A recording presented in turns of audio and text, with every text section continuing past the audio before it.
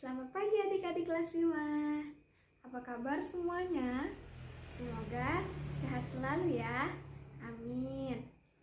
Pada pagi hari ini, adik-adik akan belajar bersama kakak, Kak Zahira. Kak Zahira ini mahasiswi PPL IAIN Salatiga yang diberikan kesempatan untuk belajar bersama dengan adik-adik di MI Negeri 1 Semarang ini. Tentunya pasti adik-adik sudah tidak sabar lagi kan untuk belajar bersama kakak? Yuk kita simak video pembelajaran pada pagi hari ini. Selamat pagi adik-adik. Kembali lagi kita akan belajar pelajaran fikih. Temanya masih sama ya, tentang khitan. Oke, adik-adik sudah siap kan? Ya, Kak Zaira yakin adik-adik semua sudah siap untuk belajar. Semangat semua untuk belajar, untuk menggapai cita-cita. Ya, di pembelajaran kedua ini apa saja sih yang akan kita bahas? Yang akan kita bahas yang pertama yaitu hikmah melaksanakan khitan. Yang kedua yaitu tanda-tanda bagi laki-laki. Masuk hikmah melaksanakan khitan. Khitan sebagai salah satu perbuatan yang disyariatkan agama yang mengandung nilai ibadah, menjalankan semua perintah agama, dan apa yang dilakukan oleh Nabi Muhammad SAW merupakan ibadah. Nah, coba di sini Kak Zaira mau tanya, adik-adik tahu tidak siapa yang mensyariatkan pertama kali untuk berkhitan? Oke, Nabi yang pertama kali yang mensyariatkan untuk berkhitan adalah Nabi Ibrahim alaihissalam. Kemudian disyariatkan kembali kepada Rasulullah, baginda Rasulullah SAW. Tujuannya apa? Tujuannya untuk membawa kebaikan dan manfaat bagi para umatnya, dan ini dinilai sebagai ibadah. Nah, hikmah dan manfaat berkhitan apa saja sih?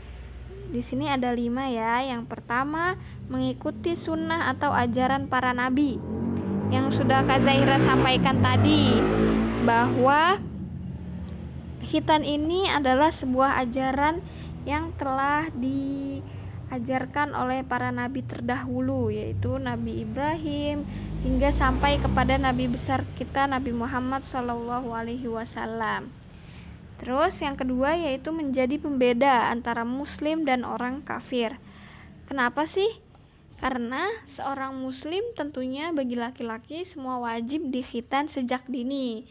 Karena para pemuda besar yang belum dikhitan, sholatnya pun atau ibadahnya pun tidak akan sah, karena dalam badannya akan membawa najis yang menghalangi terhadap syarat sahnya sholat, dan dia belum mencapai tingkat kesucian untuk beribadah adik-adik. Sedangkan orang kafir sendiri tidak disyariatkan untuk berkhitan. Coba di sini adik-adik kelas 5 sudah dikhitan semua belum? Yuk yang belum, segeralah untuk dikhitan sejak dini. Manfaatnya yang ketiga yaitu bermanfaat untuk menjaga diri dari najis. Nah, air kencing ini termasuk najis yang dapat membatalkan wudhu. Untuk melaksanakannya berbagai macam ibadah, tubuh kita harus suci dari segala macam najis. Dan yang sudah ada waktu Nabi besar kita pernah bersabda dalam sebuah hadis yang bunyinya, at-tahuru syatrul iman, bersuci adalah sebagian dari iman. Nah, yuk adik-adik yang belum berkhitan segera berkhitan ya, karena ini manfaatnya untuk menjaga diri kita sendiri loh, agar sah dalam sholat, agar terhindar dari macam najis. Dan yang keempat yaitu dapat membantu kelancaran buang air kecil, dan ini juga mengurangi resiko infeksi bekas air kencing. Yang terakhir yaitu terhindar dari penyakit kelamin. Terhindar dari penyakit kelamin yang diakibatkan dari air kencing, karena itu berbahaya. pada badan kita. Dengan berkhitan, insya Allah badan kita selamat dari penyakit-penyakit. Bahkan para dokter juga menyarankan supaya kita dikhitan. Oke, sampai sini ada pertanyaan? Bagi adik-adik yang belum bisa memahami apa yang Kak Zahira sampaikan, adik-adik bisa bertanya di kolom komentar atau bisa juga bertanya di WA grup ini ya. Nah, masuk poin kedua, materi kedua, yaitu tanda-tanda balik bagi laki-laki. Adik-adik tahu apa sih itu balik? Ya, balik secara bahasa adalah sampai. Nah, maksudnya gimana tuh? Maksudnya telah sampai usia seseorang pada tahap kedewasaan. Balik ini merupakan suatu di mana seorang anak telah dibebani kewajiban atau taklif syariat seperti sholat, puasa, dan sebagainya. Karena udah dibebani oleh sebuah kewajiban, bila ditinggalkan akan mendapat dosa. Nah, secara hukum Islam, seseorang dapat dikatakan balik apabila telah mengetahui, memahami, dan mampu membedakan antara mana yang baik dan mana yang buruk, serta telah mencapai usia tertentu atau keadaan tertentu bagi laki-laki. Kita bahasnya tentang tanda-tanda balik bagi laki-laki terlebih dahulu ya adik-adik. Oke, selanjutnya yaitu adapun tanda-tanda balik bagi laki-laki, apa aja sih? Nah, yang pertama yaitu ihtilam atau keluarnya air mani. Salah satu tanda seseorang telah balik adalah apabila telah ihtilam atau keluar air mani. Hal ini sesuai dengan firman Allah Subhanahu wa taala dalam surat An-Nur ayat 59 yang bunyinya A'udzu billahi minasyaitonir rajim. Bismillahirrahmanirrahim.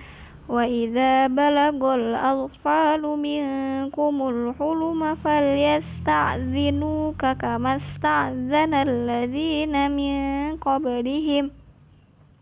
Al-ayah.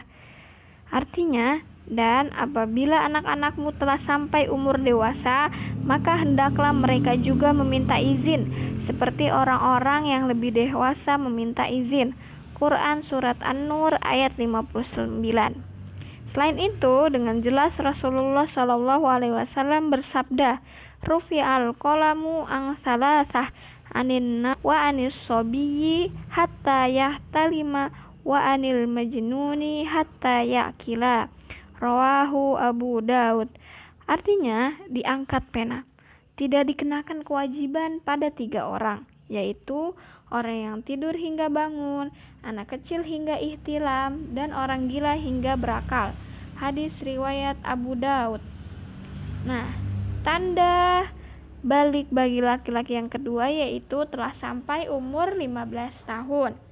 Seorang anak laki-laki bisa dikatakan balik jika telah berumur 15 tahun ke atas atau minimal 12 tahun, karena pada usia ini seseorang telah sampai pada kesempurnaan akal dan juga kekuatan fisiknya. Tanda balik yang ketiga yaitu telah tumbuh bulu di kemaluan. Biasanya anak laki-laki yang sudah balik akan tumbuh bulu di beberapa bagian tubuhnya, seperti di sekitar kemaluan, bulu kaki, kumis, ketiak, dan sebagainya. Tanda-tanda utama yang menentukan bahwa anak laki-laki itu sudah sampai pada masa balik adalah jika dia telah mengalami ihtilam. Ihtilam apa tadi? Ya, keluarnya air mani, baik disebabkan karena mimpi atau karena sebab lainnya. Baik, sampai di situ. Apa adik-adik ada pertanyaan yang belum adik-adik pahami, bisa ditanyakan lewat kolom komentar atau WA grup ya. Jangan malu untuk bertanya ya adik-adik jika ada yang belum dipahami. Nah, sampai di sini Kak Zahira punya kuis nih adik-adik untuk menguji seberapa jauh sih adik-adik sudah memahami apa yang Kak Zahira sampaikan. Ya, kuisnya bisa diklik linknya di deskripsi video ini ya adik-adik. Oke. Oke, cukup sekian dari Kak Zahira. Kurang lebihnya mohon maaf. Wabillahi taufik wal hidayah. Wassalamualaikum warahmatullahi wabarakatuh.